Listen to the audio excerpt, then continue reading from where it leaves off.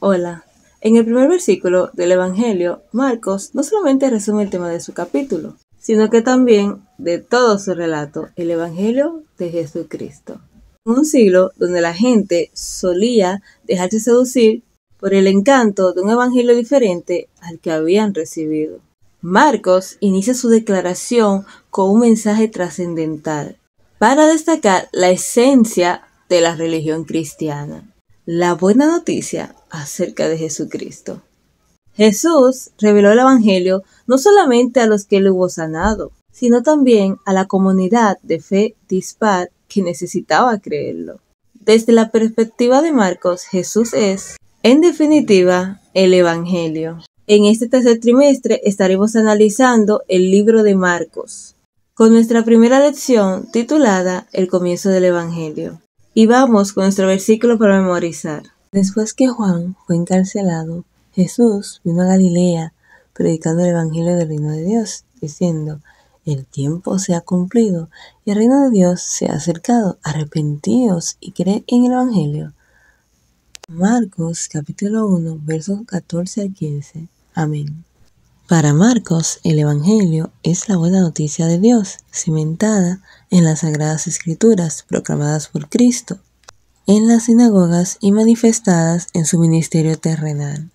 Como tal, la buena nueva de Dios es también la buena noticia de Jesús. Marcos presenta a Jesús en las múltiples facetas de su ministerio.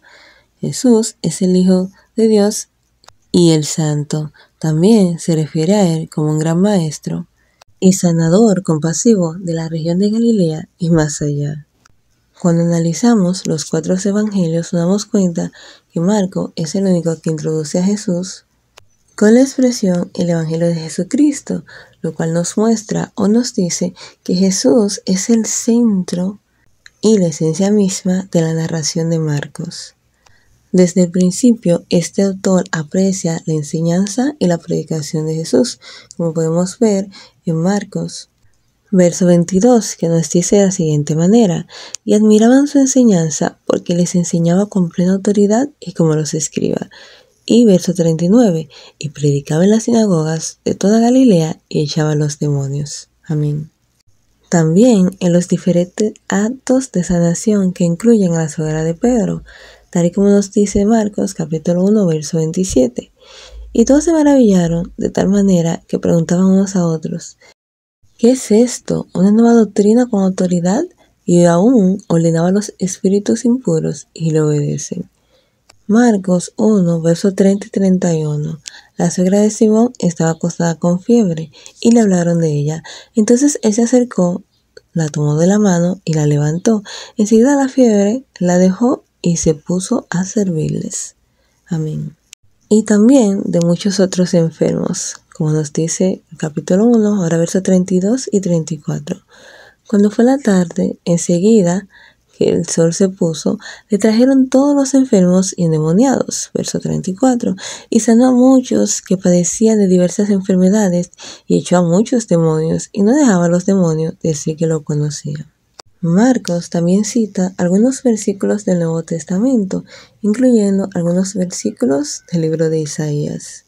Marcos capítulo 1, versos 2 y 3 nos dice: el profeta Isaías había escrito: yo envío mi mensajero delante de ti, que prepara tu camino. Voz del que clama en el desierto: preparad el camino del Señor, enderezad sus sendas. Con una alusión a las 70 semanas del libro de Daniel. Marcos capítulo 1, verso 15 nos dice: decía, el tiempo se ha cumplido, el reino de Dios está cerca, arrepentíos y creed en el Evangelio. También lo podemos ver en el libro de Daniel, capítulo 9, verso 24 a 27, que nos dice: 70 semanas están determinadas sobre tu pueblo y tu santa ciudad, para acabar la prevaricación, poner fin al pecado, expiar la iniquidad, traer la justicia de los siglos, sellar la visión y la profecía y ungir al Santo de los Santos. Conoce y entiende que desde que salga la orden de restaurar y reedificar a Jerusalén hasta el Mesías príncipe, habrá 7 semanas, más 62 semanas. La plaza y la muralla se reedificarán en tiempos angustiosos. Después de las 62 semanas, le quitarán la vida al Mesías, y nada le quedará. Y el pueblo de un príncipe que ha de venir destruirá la ciudad y el santuario. Su fin vendrá como una inundación y hasta el fin de la guerra durarán las devastaciones. En otra semana confirmará el pacto a muchos y a la mitad de la semana hará cesar el sacrificio y la ofrenda. Y sobre él, ala del templo, uno ejecutará la abominación desoladora hasta que la ruina decretada caiga sobre el desolador. Amén. Ya vimos la relación con las 70 semanas en Marcos 1:15, pero ¿cómo describe Marcos a Jesús a través de su evangelio? Vamos a ver. La primera descripción la encontramos en Marcos 1:1, cuando Marcos lo describe como un hijo de Dios, pues nos dice, principio del evangelio de Jesucristo, el Hijo de Dios. La segunda descripción la encontramos en Marcos capítulo 9, verso 31, donde está escrito como el Hijo del Hombre, y dice de la siguiente manera, porque enseñó a sus discípulos y les decía, el Hijo del Hombre será entregado en manos de los hombres y lo matarán, pero al tercer día resucitará. La tercera descripción la encontramos en el libro de Marcos capítulo 10, verso 47, cuando describe a Jesús como hijo de David, y nos dice, al oír que era Jesús el Nazareno, empezaron a gritar, Jesús, hijo de David, ten compasión de mí. En la referencia de Marcos a Jesús como hijo de hombre, vemos la alusión que le hace a Daniel 7. Al atribuir la identidad y el título del Hijo del Hombre a Jesucristo, Marcos confirma que el reino de Dios pertenece a Jesús y que este reino estaba cerca en la época de Marcos. Veamos lo que nos dice Daniel capítulo 7, versos 14 y 27, y nos dice así. Y le fue dado el dominio y la gloria y el reino, y todos los pueblos, naciones y lengua le sirvieron. Su dominio es eterno que nunca pasará, y su reino nunca será destruido. Y el reino, el dominio y la majestad de los reinos debajo de todo el cielo serán dados al pueblo de los santos del Altísimo, cuyo reino es reino eterno, y todos los dominios les servirán y les obedecerán. Amén. Marcos no solamente presenta a Jesús como un ser humano, sino también como un ser divino. Y vemos esta alusión a Isaías 6, en la cual nos dice, en el verso 3, y uno al otro decían, Santo, Santo, Santo es el Señor Todopoderoso, toda la tierra está llena de su gloria. Amén. Incluso los demonios reconocen a Jesús como santo. Eso es lo que vemos en Marcos 1:24, que nos dice, ¿qué tienes con nosotros, Jesús Nazareno? ¿Has venido a destruirnos? Sé quién eres, el Santo de Dios. Es decir, reconocen a Jesús como puro, y la pureza es la esencia del ser de Dios. Por lo tanto, los demonios o los espíritus impuros o inmundos no pueden permanecer delante de él. Es más, reconocen que serán destruidos en su presencia. Marcos también reconoce a Jesús como maestro y predicador y señala las facetas de su ministerio, como el propósito de su primera venida. Eso es lo que nos dice Marcos capítulo 1, verso 38. Y él respondió, vamos a los lugares vecinos para que predique también allí, porque para esto he venido. Parece que el ambiente preferido para enseñar era la sinagoga, porque es mencionada en 4 versículos del capítulo 1. Es mencionada en el verso 21, 23, 29 y 39, pues nos dice, fueron a Capernaum y cuando llegó el sábado, Jesús entró en la sinagoga y empezó a enseñar. Estaba en la sinagoga un hombre con un espíritu impuro que se puso a gritar. Cuando Jesús salió de la sinagoga, fue con Santiago, Juan, a la casa de Simón y Andrés, y predicaba en las sinagogas de toda Galilea y echaba los demonios. Las enseñanzas y predicaciones de Jesús tenían un sello divino, pues estaban cimentadas en la revelación de las Sagradas Escrituras. Aunque Marcos capítulo 1, verso 22, él afirma que Jesús no enseñaba ni predicaba como los escribas, esto es lo que nos dice. Y admiraban su enseñanza porque les enseñaba con plena autoridad y no como los escribas. Pero su mensaje coincidía esencialmente con lo que enseñaba Juan el Bautista. El verso 4 del capítulo nos dice, así, Juan el Bautista fue al desierto y predicaba el bautismo del arrepentimiento para el perdón de los pecados. Y aunque frecuentaba las sinagogas para predicar, Jesús no se limitaba a ninguna ciudad, como Capernaum, también llamada su ciudad, así lo vemos en el verso 21 del capítulo 1. Fueron a Capernaum y cuando llegó el sábado, Jesús entró a la sinagoga y empezó a enseñar. Jesús, como sanador, en su ministerio, se encontraba en diferentes partes. Lo vemos al principio caminando por el mar de Galilea, luego lo vemos yendo a la casa de Simón y Andrés, luego visitando un lugar apartado, luego lo observamos en las regiones de Galilea, también en lugares despoblados, y buscando activamente a la gente donde quiera que se encuentren. Jesús no solamente predicaba, sino que también curaba. Y eso es lo que nos muestra en el capítulo 1, versos 23 al 26, que nos dice de la siguiente manera: estaba en la sinagoga un hombre con un espíritu impuro que se puso a gritar: ¿qué tienes con nosotros, Jesús Nazareno? ¿Has venido a destruirnos? Sé quién eres, el Santo de Dios. Pero Jesús le reprendió diciendo: cállate y sal de él. Y el espíritu impuro lo sacudió con violencia y clamando a gran voz salió de él.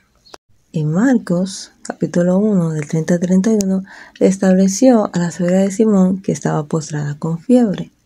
En los versículos del 32 al 34 y el 39 liberó a un endemoniado. Jesús nunca fue indiferente a las necesidades y situaciones de quienes lo rodeaban. En el verso 40 nos muestra su compasión y su amor al atender a este leproso que fue desesperado acudiendo a él. Pues nos dice: un leproso vino a él y de rodillas le rogó: si quieres puedes limpiarme. Jesús se compadeció de él, extendió su mano, lo tocó y le dijo: así lo quiero, queda limpio. Así que habló y la lepra desapareció y el enfermo quedó limpio. Jesús es la encarnación de la buena noticia para el Evangelio, tal y como nos narra Marcos. En el verso 33, y toda la ciudad se reunía junto a la puerta. Las personas se reunían de todas partes. Su ministerio trajo paz, refrigerio a todo el ser. La restauración es la sustancia del Evangelio mismo. La lección de esta semana nos habla del origen del autor. Igual que Lucas, pues no eran de los 12 discípulos, sino que nos menciona que Marcos era un joven hijo de una mujer llamada María y que ella era simpatizante de la iglesia y también fue anfitriona de una famosa reunión de oración que fue celebrada en su hogar. Eso es lo que nos habla Hechos 12. Nos muestra que en la historia de la vida de Pedro en la prisión y de otros hechos que siguieron, como la muerte de Herodes, Marcos no juega un papel tan relevante en esta historia, pero a partir de ahí vemos cómo inicia su papel y cuál es la conexión que tiene con Pablo y con Bernabé. Pues cuando nos trasladamos a Hechos 13, nos cuenta que en el primer viaje misionero de Saulo y Bernabé, a comienzos del año 46 después de Cristo, Juan Marcos es mencionado en el verso 5 y es como, el lugar que ocupa es como un ayudante o servidor. En el espíritu de profecía vemos como Elena Harmon de White nos dice: Marcos, abrumado por el temor y el desaliento, vaciló por un tiempo su propósito de entregarse con todo el corazón a la obra del Señor. No acostumbrado a las penurias, se desalentó por los peligros y las privaciones del camino. El libro está en Hechos de los Apóstoles, página 127. Al igual como nos pasa hoy en día, Marcos se vio en diferentes pruebas y, como nosotros, al principio, quiso irse, pero luego aceptó y Dios fortaleció su corazón. En Hechos, capítulo 15, verso 38, nos da la razón por la cual Pablo rechazó al joven. Dice que Marcos se había apartado de ellos y no continuó con la obra del ministerio. La actitud de Pablo era comprensible. Dice que la vida misionera, sobre todo en el mundo antiguo, era muy dura y exigente, tal como los vemos en el libro de 2 de Corintios, capítulo 11, verso 23 al 28. En este capítulo 11 nos dice: soy ministro de Cristo, lo digo con poco juicio, yo más, en trabajos más abundantes, en azotes sin número, en cárceles, más en peligro de muerte muchas veces. De los judíos, 5 veces recibí 40 azotes menos uno. 3 veces fui azotado con varas, una vez apedreado, 3 veces naufragué. Una noche y un día pasé la deriva en alta mar. Anduve de viaje muchas veces, estuve en peligro de ríos, en peligro de salteadores, en peligro de los de mi raza, en peligro de los gentiles, en peligros de la ciudad, en peligros en el desierto, en peligros en el mar, en peligro entre los falsos hermanos. En trabajo y fatiga, en muchos desvelos, en hambre y sed, en muchos ayunos, en frío y desnudez. Además de otras cosas, lo que sobre mí agolpaba cada día, la preocupación por todas las iglesias. ¿Quién enferma y yo no enfermo? ¿Quién sufre escándalo sin que yo me queme? Pablo dependía de sus misioneros asociados para que lo ayudaran a llevar la carga de una tarea en unas condiciones muy desafiantes. Desde su perspectiva, alguien que había desertado tan rápidamente no merecía un lugar en el equipo misionero. Pero vemos que él le dio una segunda oportunidad. Y eso es lo que nos pasa a menudo, ¿no? Cuando empezamos la vida de cristiano y tenemos diferentes pruebas y situaciones, nos desanimamos. Pero Dios, que nos ama y tiene ese corazón tan grande, amoroso, tierno, compasivo, clemente, justo y todos los atributos maravillosos, nos da una segunda oportunidad. Ocurrió una transformación asombrosa en Marcos y vemos cómo él empieza este ministerio ahora con todo su corazón, convirtiéndose en uno de los colaboradores más importantes, al igual que Timoteo. Y nos cuentas que Bernabé, que era su tío, pues seguía orando e impulsándolo, y gracias a esto él pudo volver a entrarse de lleno al ministerio. En la lección del jueves titulado El Evangelio según Jesús, nos vemos la relación, como veíamos al principio, de Apocalipsis y Daniel con el libro de Marcos. Pues nos habla acerca de ese mensaje directo de Jesús y nos trae en las partes de que fue una profecía cronológica a tiempo, que se ha cumplido, que está la promesa del pacto, de que el reino de Dios está cerca, y el llamado al discipulado, arrepiéntase y crean en el Evangelio. Esta profecía representa un día, ¿no? Como un año que vemos o hemos visto en el trimestre pasado, comparándolo con Números 14:34 y Ezequiel 4:6, nos muestra que esta profecía comienza en el año 457 a.C. por el decreto del rey de Persia, Artajerjes, para completar la reconstrucción de Jerusalén.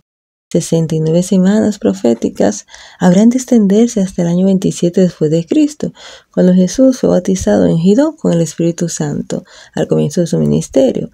Su crucifixión había de ocurrir 3 años y medio después de esto, y la terminación de la última de las 70 semanas ocurrió en el año 34 después de Cristo, cuando Esteban fue apedreado y el mensaje del Evangelio comenzó a ser predicado a los gentiles, así como también a los judíos. El mensaje del primer ángel anuncia el comienzo del juicio previo al regreso de Cristo, predicho en la profecía de los 2300 días de Daniel 8:14. Este comenzó en el 1844. El juicio trae el reino de Dios a su pueblo.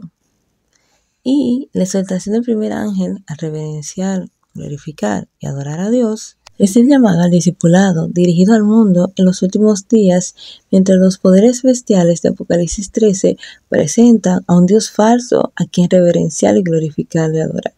Así como el mensaje de Jesús en Marcos 1 está íntimamente ligado a las profecías de Daniel en el inicio de la proclamación del Evangelio, el mensaje del primer ángel también está estrechamente ligado a Daniel al final de la historia de la tierra. Y es por eso que Marcos capítulo 1, desde el principio hasta el verso 13, nos habla acerca de Juan el Bautista. Por eso es que nos dice: así, Juan el Bautista fue al desierto y predicaba el bautismo del arrepentimiento para el perdón de los pecados, y salían de él toda la provincia de Judea y de Jerusalén. Al confesar sus pecados, era bautizado por él en el río Jordán. Juan llevaba un vestido de pelo de camello y un cinto de cuero en la cintura, y comía langosta y miel silvestre. Y predicaba: después de mí viene uno más poderoso que yo, ante quien no soy digno de postrarme a desatar la correa de sus sandalias. Yo os he bautizado con agua, pero él os bautizará con el Espíritu Santo. Y aunque hoy solamente nos enfocamos en el capítulo 1, más adelante nos vamos a ir encontrando con diferentes milagros, enseñanzas, ¿no? Vemos que Jesús derrota el mal, donde trae esperanza a los oprimidos, donde enseña verdades irrefutables que llegan hasta el mismo corazón de la existencia humana. Todo esto proclama al lector que Jesús es el Mesías y el cual el pueblo había esperado tanto tiempo. También nos enseña, ¿no?, a través de su experiencia, cómo los líderes religiosos confrontan a Jesús, cómo los discípulos esperanzados con un reino glorioso quedan perplejos ante su arresto, como vemos también su juicio, su crucifixión y las diferentes expectativas. También el libro de Marcos en este trimestre nos enseñará un claro mensaje hacia dónde creer y esperar y quién es nuestro Rey y nuestro Salvador. Aprendiendo también de las parábolas, de los milagros, de la instrucción a los discípulos, de las controversias en Jerusalén, de cómo fue apresado y juzgado, y también cómo el Señor resucitó y las obras que hizo. A través de la perspectiva de Marcos, donde no solamente se limita a narrar esta historia, sino que los hechos y las acciones hablen por sí mismos acerca de la vida y la muerte de Jesús de Nazaret, nuestro Salvador. Amén. Muchísimas gracias por ver. Hasta aquí nuestro video de hoy y nos vemos la próxima semana analizando y resumiendo la lección número 2 que lleva como título Un día en el ministerio de Jesús. Bendiciones.